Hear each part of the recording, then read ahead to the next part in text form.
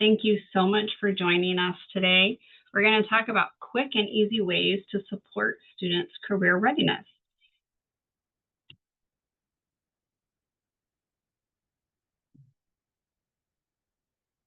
Introduction. My name is Brianna Randall. You've probably gotten emails from me. I have the privilege of serving as the Executive Director in the main or centralized career center on the UW Seattle campus. I've worked in the center in the same suite for 21 years, and I've been the director for the last 6 years. And you're welcome to email me anytime. Question I often get asked is what's going to be sent afterwards, so I thought I would just tell you right away. I will send you the slide deck. I will send you a recording of today's session and also a list of helpful websites that we're going to talk about today. I'm just going to put the links in the email. And some of the flyers that I show you, I've attached them to the email as well. So hopefully you'll have everything you need without needing to take tons of notes. So I'm going to give one slide of context as to why this topic is important, and then we're going to talk about these 5 sections of different places and ways you can help support career readiness. The context is that career support is incredibly important to prospective students and current students and their families. UW does not have a sufficient number of career development staff. Our center has 10 staff, and we serve 35,000 students, undergrad and graduate, that don't have a career center in their college. And we also take appointments with graduates for up to 3 years. Plus, alumni have lifetime access to a number of our online resources. Equitable access to career support then requires that career support be integrated into all facets of the campus, including the curricular experience. So that's where you all come in, and I'm immensely grateful that you're here and interested in this topic. Thank you. So the first section we're going to talk about is in the classroom. Some of you may not teach classes. That's okay. You can forward these ideas along to your colleagues who do, or also figure out how you might modify these for your department or your office. Late last year, we created 7 or 8 slides. These are all standalone slides. They could be shown in classes. For example, when students are settling in, maybe at the end of class. Maybe if you have a TV reader board in your department, you could put some of these up. We do have them available at that link at the bottom, and we have them on our website. And so they're geared towards different types of students. So if you teach a entry-level class, we have some that are more geared towards first-year students. We have some geared towards the internship, sort of that middle student experience. Some geared towards students who are about to graduate. And we also have some specialty sides like the one on pre-health. So that's one idea, just one slide that you could show during your class sometime.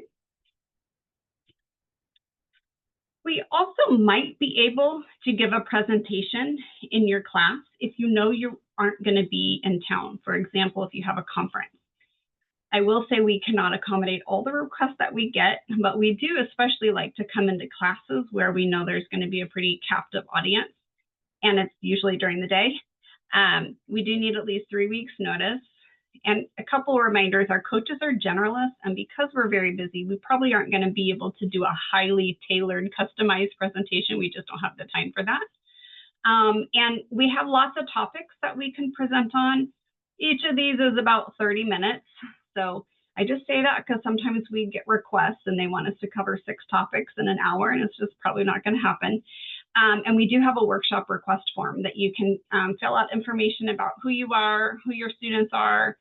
We ask for a first pick and second pick date and time, and what topic you want. And then we will reach out to you to get all the rest of the details going. If you have a list of helpful resources in your syllabus, for example, if you list the study centers or the counseling center, you could think about adding us as well. I've just added the 2 most basic pieces of information about us on here. You're welcome to add other things as well, and I'll give you an example of how you could elaborate on that. We've seen more interest across the nation in having faculty add syllabus statements about career readiness. So the middle section, you could talk about this course will help you develop the following essential career readiness competencies. And you could insert one or more of the 8 that I'll show you. You can learn more about gaining and articulating your skills by visiting our website. We have a specific page for that. So there's a lot of different ways that you could incorporate a statement about us in your syllabus, but this is one example, and there's more examples available at the bottom. In just a minute, I'll show you what those competencies are in case you're curious.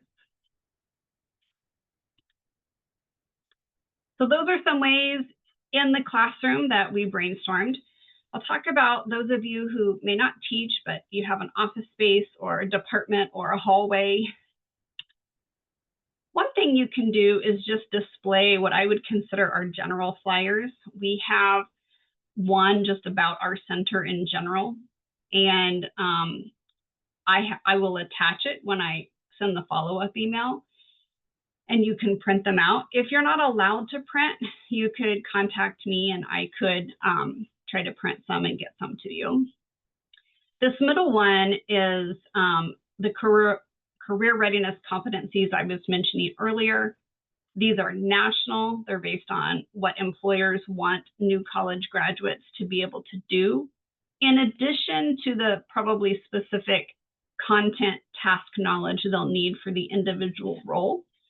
And we are trying to add this language in as many places as possible so that we get students thinking that they need to figure out a way to develop these so that they're more marketable and will be more successful in their first jobs. The other handout lists the different career platforms that we have. The Student Technology Fee Committee has been very generous to us, and not all of these are funded by the Student Tech Fee, but quite a few of them are, so I wanted to shout them out. These are all platforms that can help students with various aspects of the career development process. They're all free for them, and they're super helpful in a way for more students to get access to career support than the students who might find their way into a university career center such as ours. So those are some general flyers that you could put around, have stacks of, or post on bulletin boards. And then we also have some niche flyers. And I will say, I am terrible at graphic design. We have a lovely person on our team named Alondra who does really great work, so I take no credit for these graphics.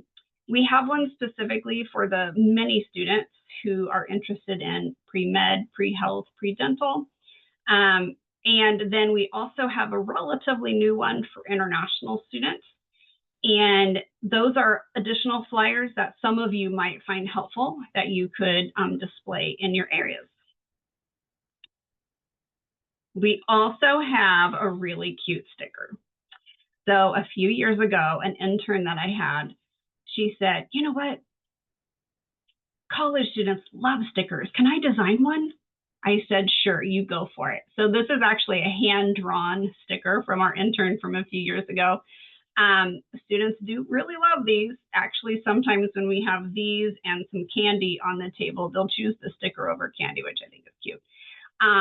So I can give you some of these if you want to put them on your table for people to grab. And you can email me, which I'll talk about in the follow-up email if you want some of these. Also, everybody who registers for one of these webinars, we call them Career Readiness Partner Webinars, is eligible for a little postcard-sized placard that you could put in your office just to show to students that you're okay having career conversations and you're supportive of a wide variety of career paths for them. Some of you already have them if you registered for our open house, but I have more. And if you are interested in receiving one, you can email me and I will gladly get one to you. Okay, so we've talked about the classroom. We've talked about offices, departments, hallways, that sort of thing. I'm going to talk a little bit about websites. And I know sometimes for different units, it's hard to get access to edit websites. So I'll give you some things that are easy and less easy. First of all, it would be great if somewhere on your website you could link to us. We have a general career page. We also have these 8 interest pages and identity pages. All together, you can find them on /find your community. These can be wonderful places for you to link to as well if you are in more of a niche area and you want to really showcase students that you can give them resources that are more relevant to them. So those links, if you go to that link and click on those individual links, you'll find a way to link to those pages as well. We also can embed a variety of things onto your website, which is a little more complicated, I understand. Handshake is our job and internship board, and it's actually how we sort of run everything in our center. And it was real challenging when the internet went down and we didn't have Handshake a few days ago. We can customize a job or internship feed to put on your unit's website. This is an example from the Division of Student Life page. They asked for one, and this one just focuses on student jobs. But we could do one for you that focuses on job type, like internship or full-time job, major, industry, whether they accept OPT, CPT. There's a variety of ways that we could customize it to put on your website, and then that stays fresh automatically. So that is something that I cannot help with. Handshake@uw.edu would be the best contact for that. We also pay for access to up-to-date job trend and salary data through Lightcast. And because we pay for that, we can embed the module onto other UW websites for free. There's a couple of options for doing this. One is you can do the full or general module, and that's where you can find how that looks. And if we have time, I'll show you that, but I'm a little bit worried about getting too focused. We can also embed a customized module featuring certain industries. So this graphic is more or less how the full module looks as well. But as you'll notice in this one, if I've highlighted by filtering for industry and occupation, and then under industry, this one is science, technology, engineering, and math. So I will say the industries are not all that great. But if you look at this Lightcast data and you look at those industries and you think, you know what, I think it would be helpful for students to just be able to be directed specifically to some occupations within an industry or two, and you want to embed this, we're more than happy to do that. Okay. Sometimes I get questions when I talk about this, if these things can be embedded into Canvas pages rather than websites, and that I'm not exactly sure about. So if you're interested in that, I would have to pursue researching that. We also have undergraduate career outcomes data. What I've been working on today is cleaning data from 24-25. We survey upcoming and new grads about where they're going to grad school or where they're working. Then we visualize it. And I am going to show you this because it's hard to screenshot that. So it's careers.uw.edu/outcomes. You can search by a year. You can search by a division or a college.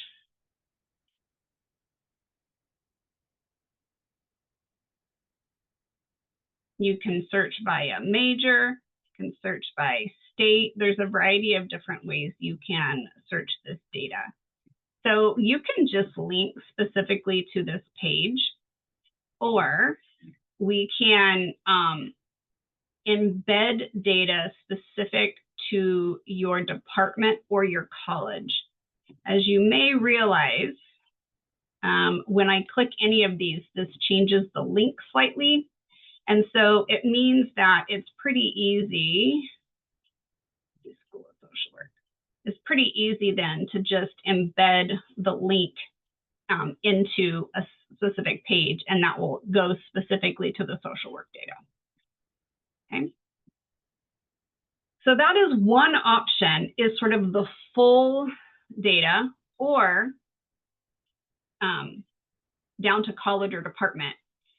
We also could do a standalone page. So for example, this could be like ENGR for engineering.uw.edu/career outcomes. So we could give you a whole URL, and you could have a whole page that would live somewhere on your departmental or college page. We can also do a smaller widget embedded to another page. I'm going to show you what that looks like. So that isn't quite as, it's all the same data, but it's a lot more compact. And so we can give you the technical stuff you need in order for you to be able to probably ask somebody in your college or department to embed this somewhere as well.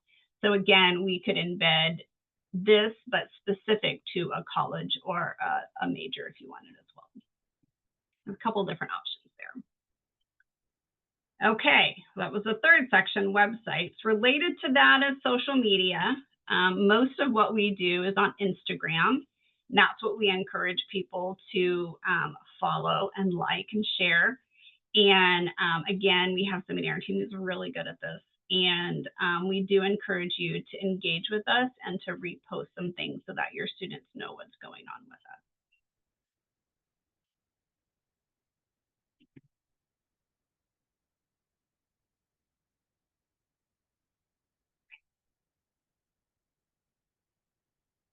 All right, so some of you also might supervise student employees. And one of the things we've been working on, oh gosh, really for about the past 10 years is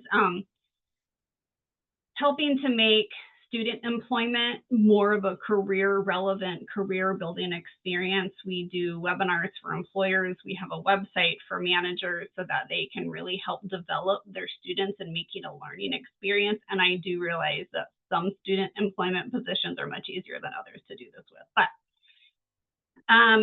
this, I know this is kind of messy, but we have called a channel for student employee managers.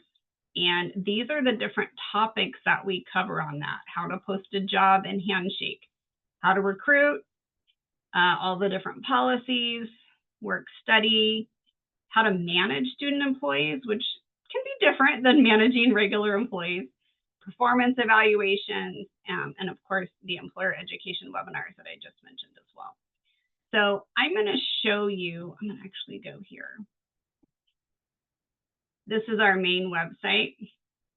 The area that might interest you all is this people we serve area. And we have staff and faculty, which is where some of this is that I've talked about today. We also have managers of on-campus student employees. Those will be a couple really great links for you, and I'll include those in the follow-up email.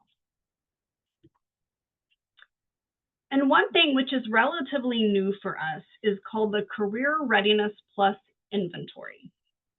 And what happens is a student can go online and take this assessment for free.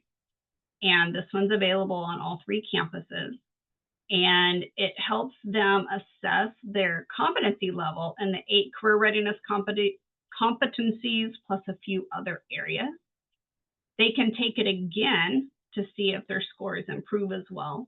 And when they get their scores, it gives them ideas of how to increase their competency in that skill area. We've had it for about a year now, and we're really trying to grow that.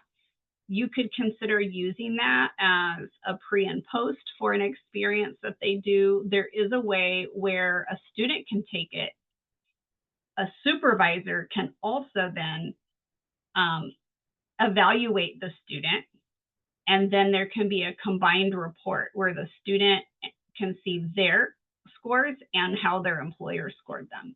If you're interested in that, you can email me because we have to set that up on our end. The students can always take it, but if you want to be able to do it jointly as a learning experience or a performance evaluation, we can help with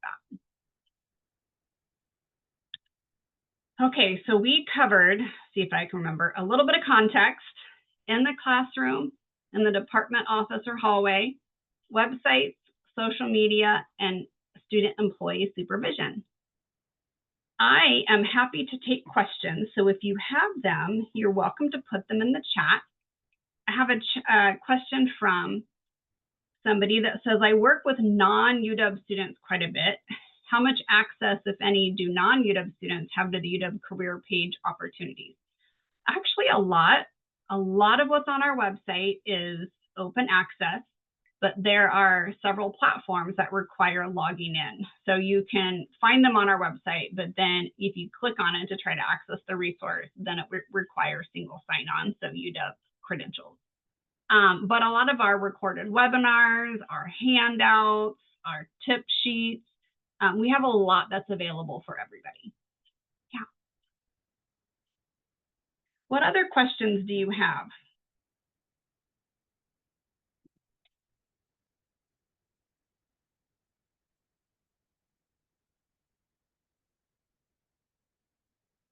I'll give you a minute to see if you have questions, but I'll go back to our website for those of you who aren't super familiar with it. And we did tweak it this summer because we wanted different things to be available on the mobile view. And we're constantly looking at what students are clicking on and not, and making adjustments. So our services is a really good place to look. This is where we list all of those free subscriptions that we have that handout for. So this is a good place to send students who need help 24 hours a day. The different ways to get career coaching. This is a link to where you can find all the different workshops that are happening. A few specialty services that we have a LinkedIn photo booth available all of our working hours, so 9 to 4:30, Monday through Friday. We're getting 3 or 4 dozen people using that a week, including you. Faculty and staff can come and use it as well. I don't want to heavily advertise this because we don't have a super great stock right now, but we have a Husky Career Closet where students can come and pick a professional outfit and keep it so they can use it for interviews and career fairs and such. And we also do have some rooms where students can come, they can reserve them on this website. If they have a virtual interview or they're doing some kind of virtual career fair and they need a space that's not far away and also doesn't involve a roommate being around, we have space that we can let students use for that. And then these are the two sort of main areas of our section, or our website, find jobs and internships. We just realized that a lot of people are not so interested in these topics. They really just want to know, how do I get jobs? So how to get on-campus jobs, how to get internships, how to get regular jobs, and then resumes, LinkedIn, cover letters, and interviews, which are important for all of those types of application processes. These are the steps really that are before that. So the other topics that we help students with, because we're not just a resume center and we're not just a job search center, we can help students figure out what they want to do with their lives, build competencies, build their network, and also prepare for graduate school. And then these are those identity pages and interest pages that I talked about earlier.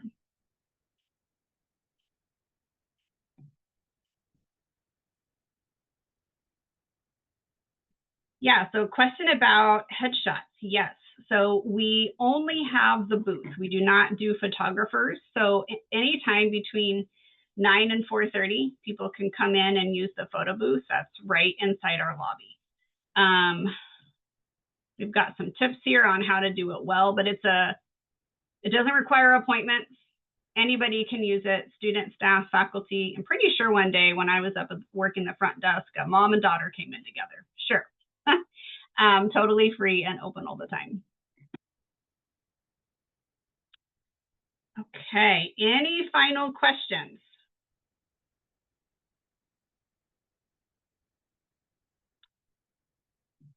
That's a great question. Is the photo booth stationary? It was billed as portable. That has not been our experience. So we are keeping it. It's big. It would be really, really, really hard to transport. Yeah. I also would not recommend sending a big group all together, people are like, oh, can I like bring my whole class? Well, you can, but it takes several minutes a person. So there would just be like a line, you know? So it's better to just tell students about it and have them come whenever they want. Oh, good question about job trends and salaries. Okay. So we link it from here.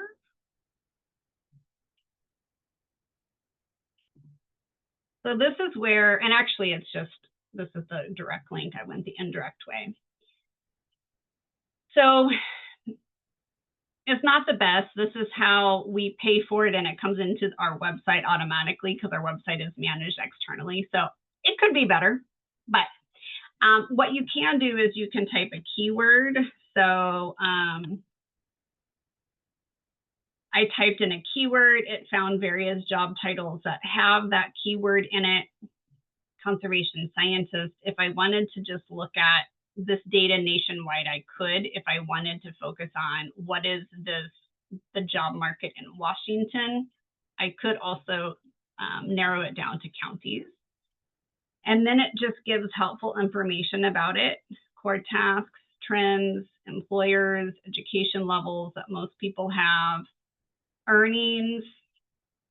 And this, I think earnings can be really helpful to look at by state because, as you know, Seattle's not necessarily like the rest of the country in terms of wages and things like that. Some synonym job titles, that sort of thing. So you can search by keyword, or you can filter by an industry.